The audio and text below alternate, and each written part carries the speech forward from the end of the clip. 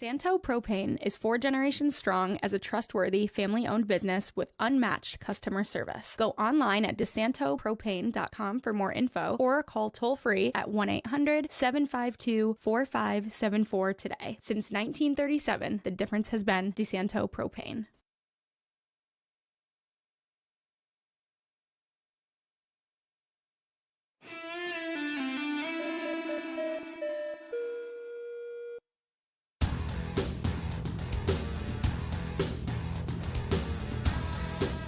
Good afternoon. Welcome back to Against the Boards. I'm your host, Chamberlain Bauder, here for another week of hockey and lacrosse in Western New York. Now, I hate to break it to Amerks fans, it's going to be a little shorter on that front again this week. And by a little shorter, I mean we're going to preface them for about 2 minutes here and then get into Knighthawks, just as it is the first week of the regular season for the Knighthawks with a game. My life has been nothing short of hectic over the last month and a half, and this week is when it really kind of ramps up. So, with that said, the Amerks coming off of a big-time win last night against the Belleville Senators.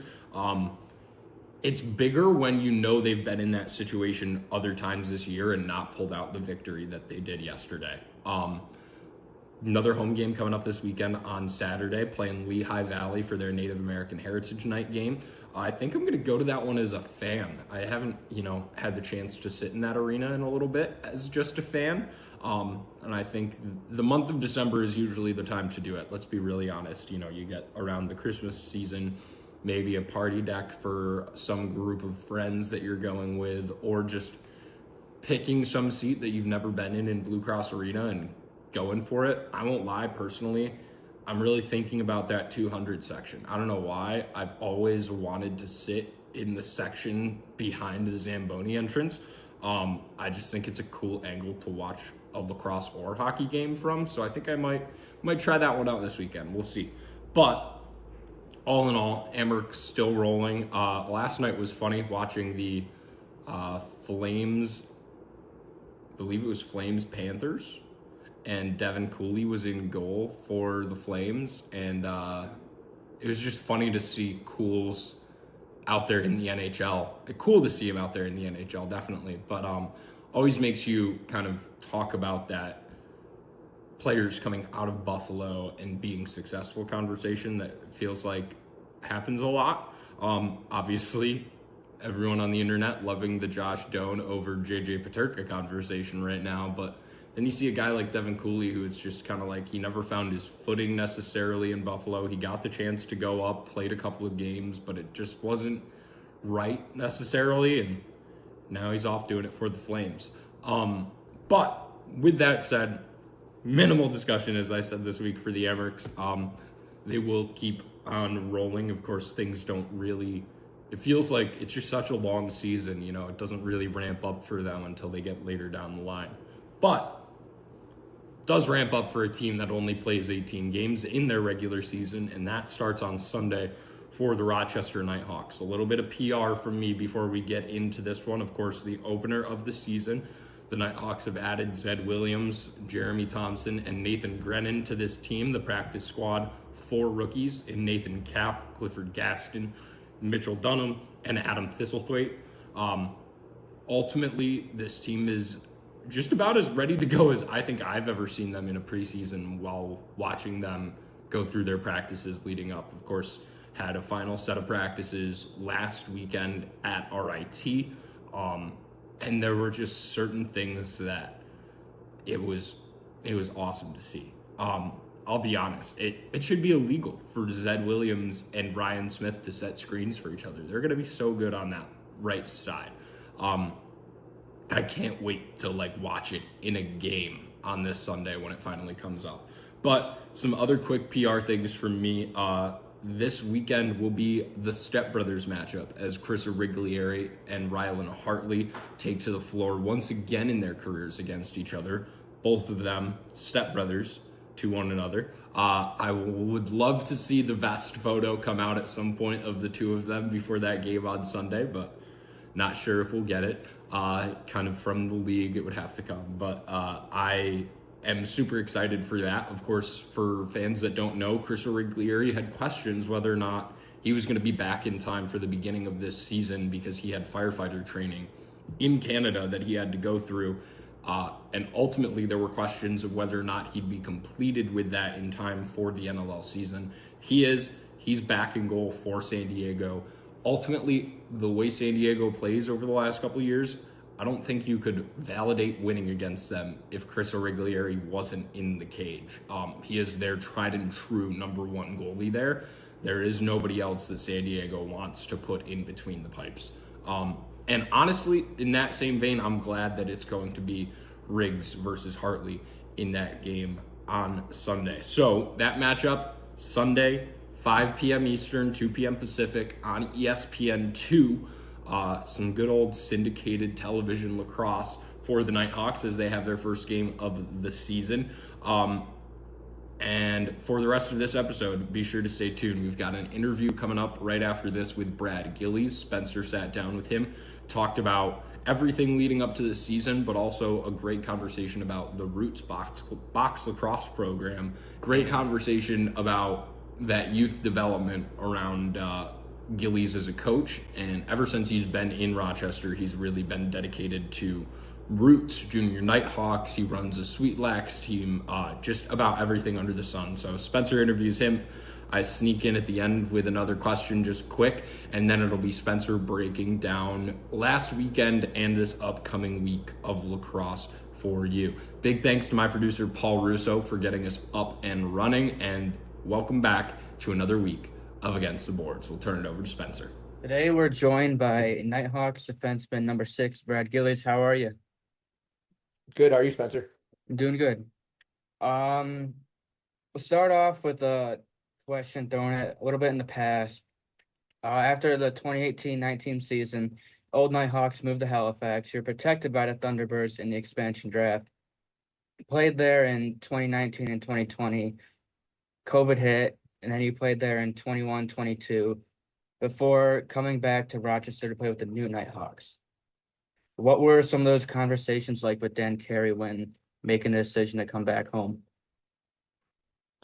I mean, I think deep down I knew if there was kind of a mutual interest that I probably would be coming back. So it at that point I was I felt really good about like the level of play I was at, and like my role with Halifax, and so I thought I was playing at a pretty high level, so I wanted to ensure kind of that was viewed from their side of things as well, and contract wise and everything too. So I definitely felt the mutual interest, and felt that Dan really wanted me back here, and ultimately living in Market and all the ties that I have in the community here, it made it really easy to want to get back here. So those conversations with Dan were great. And it was kind of the first time that I was really getting to know him, and kind of seeing the kind of guy that he is, and seeing his vision for this team and everything. So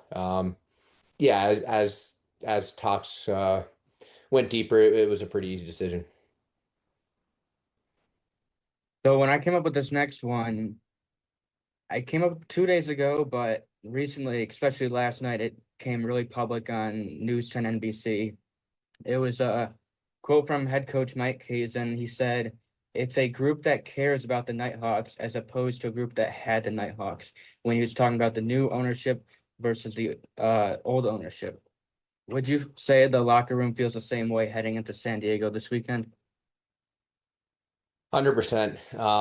We had dinner this past weekend with that new ownership group, and some members of the council, and the president and President Seneca. So they all kind of spoke, and the message was really clear as far as how passionate they are about this team, how much they care, how much they want to be involved, and also how much they trust Dan and the coaching staff and everybody as far as the leadership goes. So it's you definitely get that sense, and we've always done a really good job of having a ton of pride in being on the Knighthawks, and regardless of the ownership. But I think it does add that little extra motivation, and know that you're kind of playing for a group that really cares and wants to see results, and you want to help give them those results.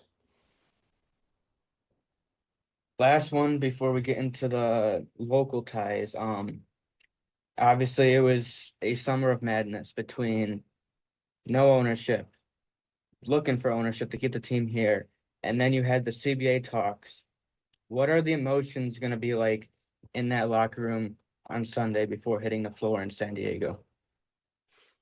Yeah, I mean, it was definitely a roller coaster summer. I think there was a ton of unknowns and rumor mills and all that kind of stuff. And then once all that gets settled, obviously we're going through our own CBA stuff, and that even you hear the word lockout and stuff, and you get really nervous and scared that that's even in the conversation. So getting all that stuff settled is great. And now it's just it has felt like there's a ton of buildup, and even us being off the first 2 weeks and kind of watching other teams play, it's um, we're ready to go, and it feels different than other years, even just because of that buildup, I think. And I can tell you, there's a ton of excitement. It just yeah, it feels a little bit different for whatever reason. I think it is the time off, and but to the point that you're saying, all the other stuff that is leading to this, and we're definitely ready to go, and there's a ton of excitement with our group.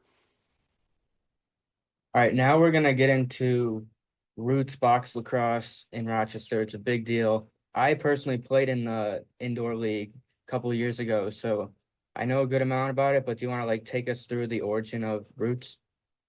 Yeah. So I was with the original Knighthawks, and my second year with the team is when I started working full time for them, and kind of obviously doing some school visits and community appearances, but also kind of I brought it upon myself that I wanted to bring some um, youth organizations and youth programs to the community. I thought there's a huge field presence here, and really good field, and good clubs, and lots of good lacrosse here, but there was kind of not really a ton of people doing high level box and box kind of the right way, I would say. So I kind of started really small, and we started with kind of a couple age groups, and just two teams. We'd split up into two teams and just practice, then play, and then we culminated in a little bit of a series. And that first, I think, program was like 60 kids, and then from there, I kind of wanted to turn it into a full-on league. And right after that, we kind of went to make it a little bit bigger, and four teams in each age group, and expand the number of age groups. And so first, I think it was with 3 years, it was kind of the Nighthawks box league. And then when the Nighthawks left, I then started Roots, and I wanted to ensure that these programs kept going and continued to grow. And that's where I started Roots, and made it my own company once the old organization left. So since then, I mean, the past few years, there's been 240 kids, 240 plus kids, and we had a third and fourth grade division, five, six, seven, eight, in high school, and four teams at every age group. And that's been the best part, I think, of the company, and really being able to offer box to kids of all skill level, and really getting the game aspect of it. And every team has a Nighthawks player coaching their team, and you keep I keep stats and standings, and I think kids get really passionate about it, which I've always found really cool. That's something that I kind of was able to create, that people care, and you see parents post their kids' stats on their Facebook, or you see them post their championship photo, and all that kind of stuff. It just shows that there's something that's kind of cool happening, and that people care about what you're doing. So um, that's been pretty rewarding, and it's been great to see that continue to grow. And on top of that, we kind of have some travel teams, and I posted a tournament for a number of years too. And that always it's great where the kids get to play on Blue Cross Arena uh, for usually the Sunday and the championship games for the tournament. So that's always a really cool opportunity that those kids get. We're gonna finish off with a little bit of a fun one. Who is one teammate you would not let babysit your son? Oof. Um, Probably Biles, I would say. I was That'd talking to probably my be the dad one. last night, and he said he wouldn't be surprised if it was Ralphie, but I Yeah, think that's probably Biles the right too. one, actually. That's definitely the right answer. Yeah, I take that back. You're right. But on Rylan, I definitely Reese, I would. He's he's pretty amazing with my kids. So if I had to pick someone I would trust, it'd be Rylan. He's pretty good with kids and he's a good coach and all that stuff. So Brody loves him. One to add real quick, just because I want Brad to talk about it a little bit more. Why youth development with lacrosse? Like, what made that the thing that you wanted to use the other time while being full time to do? Was it just what you had already started doing, or was there kind of a deeper meaning to wanting to give the kids that opportunity? Yeah, I mean, I think I when I was in university, a lot of summers I would go back. I would um, coach camps and edge lacrosse camps. I used to run or help run, and I felt pretty good about my ability doing those, and kind of just seemed like something that I was pretty good at just from the start. And so it kind of probably sparked my passion to coach and want to be involved with youth sports. So um, that was definitely something that helped spark it. And then I think again, just I saw the need for good box lacrosse coaching, and then even once I started getting into it, I felt uh, you seeing the stuff you're teaching be put into action and seeing the results and seeing these kids actually, oh wow, they're actually running a pretty good pick and roll. They're actually starting to play some pretty good box lacrosse. It's just it made you want to just continue to get that going and make it even on a bigger scale and get more kids involved. So it was kind of a domino effect, I think, once I saw the effectiveness of it and the response that all right, these kids they're having a blast doing it. They're getting better.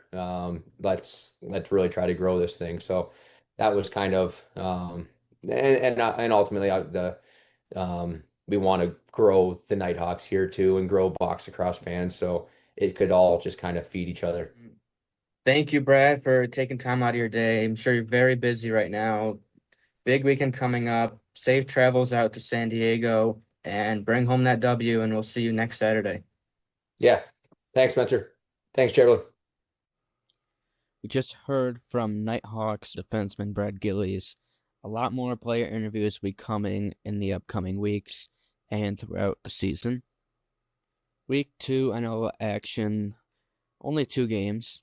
Halifax demolished the Oshawa Firewolves on Friday night, and on Saturday, Saskatchewan Rush handled business getting a win against Calgary. We have finally made it to Nighthawks game week. The Nighthawks will be headed out west to San Diego to take on the Seals on Sunday afternoon, 2 o'clock start in San Diego, but here on the East Coast it is a 5 o'clock start for us that will be watching. Game will be on ESPN Plus along with every single NLL game this season. This game also be airing on ESPN2, so it's a nice national TV game for the Nighthawks. I've got a couple keys to the game for the Nighthawks. First one will to be limit number 33 and 43. Trey Leclerc and Corey Small combined for half of Ottawa's goals against the Ottawa Black Bears. It's going to be a big point of emphasis to stop those two guys on San Diego's offense. Second key is the magic number 14. The Nighthawks were 8-1 a season ago when scoring 14 or more goals. The only loss came to Halifax that had a final score of 19-18 on a buzzer beater that is heavily controversial in Rochester. Third and final key for the first game for the Rochester Nighthawks is to start fast. The Nighthawks need to come out blazing hot. It's going to be a tough test considering they've had back-to-back bye weeks and San Diego's already had a game this season. The Seals jumped out to a 6-0 lead over the Black Bears before Ottawa got on the board in the second quarter. Scoring in the first quarter is a must if you are Rochester in this game, and I don't think they're going to have a problem scoring. Last season, when these two teams met, the Knighthawks went into halftime with a 9-5 lead. They jumped all over Chris Origlieri early on, and it was a tough first half for him. But as we know, that game came down to the final seconds when Ryan Smith scored the go-ahead goal, and then San Diego won the face-off, called a timeout, set up a play for Ryan Benesh, but his shot was blocked, and it was a big win for the Knighthawks at home. Rochester will be looking to make it back-to-back wins over San Diego. Neat little fact is Knighthawks will be the last team in the NLL to play their first game, as Philadelphia will be taking on Colorado, a day game, 1 o'clock in Philly, and Las Vegas will be heading out to Vancouver and to take on the Warriors on Saturday night. Now we're going to go a little bit more depth into the matchup between the Knighthawks and Seals. It's going to need a big day from Ryan Lanchbury on the right side of the offense. With Zed Williams coming in, it's going to be very important for Ryan Lanchbury to continue to be that quarterback on the right side. On the left side, it's going to be the same situation. Reigning NLL MVP Connor Fields, along with Graydon Hogg and Thomas McConvey on that left side. It's going to be a big test for them against the San Diego defense and Chris Origlieri. At the end of the day, it's most likely going to come down to the battle between the pipes. For San Diego, it's going to be Chris Origlieri again for their second game. And for the Knighthawks, I'm assuming it will be number 49, Rylan Hartley. Hartley has had some very good games, and he's also had some disappointing games. Knighthawks are going to need him to be on it in San Diego in order to come out with a W.